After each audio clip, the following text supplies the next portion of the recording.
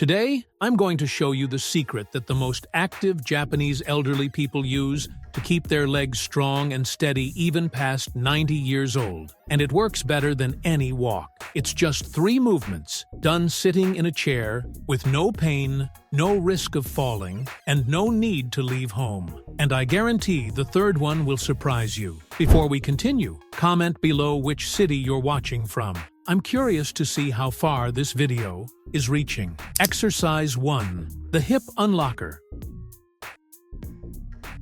There's a silent lock that sets into the hip of anyone who spends many hours of the day sitting. And honestly, I feel it myself. After a full day sitting, when it's time to get up, the body locks up, the hip feels heavy, and it takes a few seconds before everything works properly again. That lock is exactly what makes a person lose their natural ease when walking, when turning the body, when taking that quicker step to avoid falling. The hip works like a ball inside a socket, and just like any part that stays still for too long starts to rust, this joint also loses mobility when it doesn't get the right kind of movement. The problem is that this loss of mobility doesn't hurt at first. It happens gradually, and the body starts compensating in other ways. The knee starts taking on a load that wasn't meant to be its. The spine works crooked to balance out what the hip can no longer absorb. And the legs, which should respond quickly in a moment of imbalance, become slow and unsteady. The key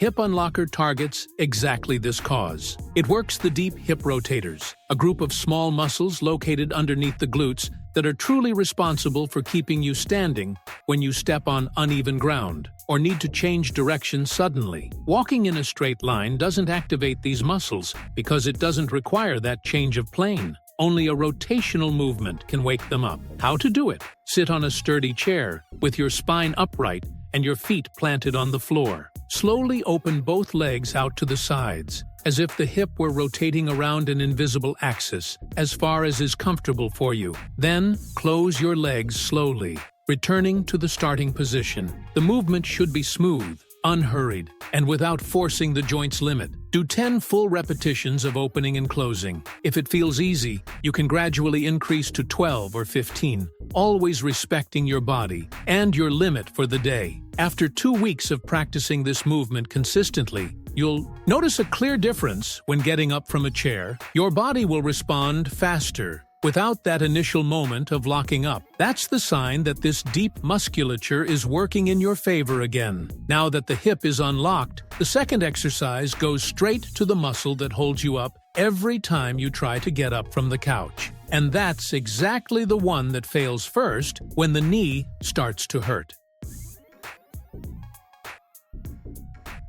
Exercise 2. The Final Thigh Activator.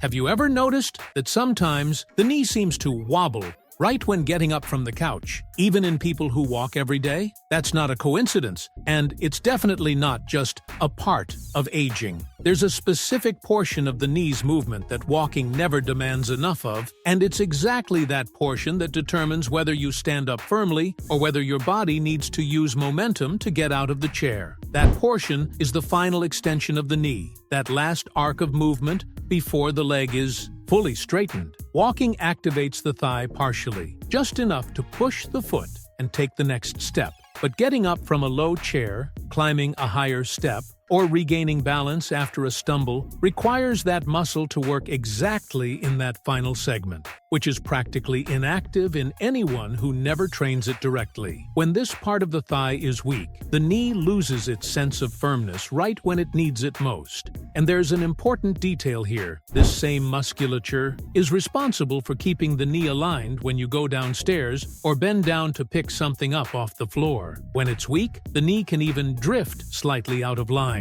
And that's when those uncomfortable pains show up, when going downstairs or standing up from lower positions. The Final Thigh Activator works exactly this part, with no impact on the joint, no load, no risk. It's a short movement, but extremely targeted. How to do it? Sit with your spine firm, resting against the back of the chair. Slowly extend one leg forward, almost fully straightening it, without forcing the knee to its limit. At the highest point, contract the thigh with intention, as if you were squeezing the muscle from the inside, and hold that contraction for 2 seconds. Then, lower the leg slowly, with control, without letting it drop on its own. Do 12 repetitions with one leg, and then repeat 12 with the other. The body should stay still during the movement, without swinging to help the leg go up. After about a week of practicing this exercise consistently, you'll notice that the moment of getting up from the chair feels lighter,